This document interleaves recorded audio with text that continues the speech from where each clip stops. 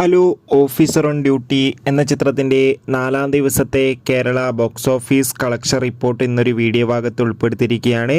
വീഡിയോയ്ക്ക് മുൻപ് video like ചെയ്യുക, ചാനൽ സബ്സ്ക്രൈബ് ചെയ്യാൻ വേണ്ടി ശ്രമിക്കുക. ചാക്കോച്ചൻ, പ്രിയാമണി, ജഗദീഷ് എന്നൊക്കെ പ്രധാന കഥാപാത്രങ്ങളായ ചിത്രമായിരുന്നു ഓഫീസർ ഓൺ ഡ്യൂട്ടി. ചിത്രത്തിന് മികച്ചൊരു പോസിറ്റീവ് റെസ്പോൺസ് തന്നെയാണ് ഇന്ന് 4-ാം ദിവസമായ ഞായറാഴ്ചയും വന്നുകൊണ്ടിരിക്കുന്നത്.